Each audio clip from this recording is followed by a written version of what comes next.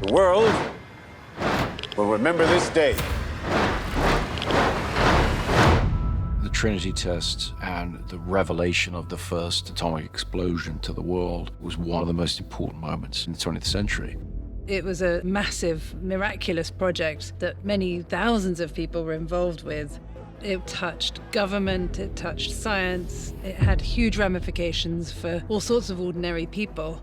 The Trinity test and the development and the race and the fact that it was all attempting to save kind of humanity from fascism. World War II would be over.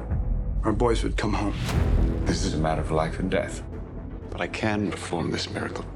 What was really interesting was going back and trying to understand what these guys were thinking and the terrible decisions that were placed in front of them. I don't know if we can be trusted with such a weapon, but I know the Nazis can't.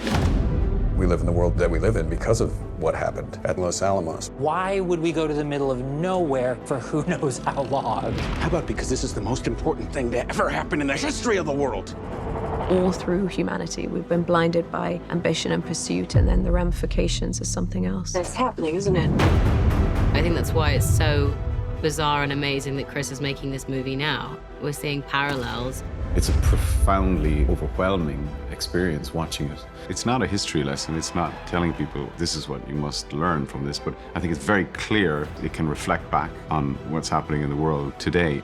When I asked Chris what was interesting about why he wanted to make it, he said, I always found that very interesting that when they were doing the Trinity test. They were asked, what are the chances of this going wrong and it blowing up the entire world? Chances are near zero.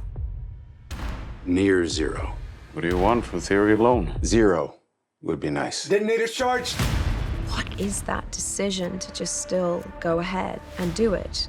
It's an extraordinary moment in human history, and I wanted to take the audience into that room and be there when that button is pushed and really fully bring the audience to this moment in time.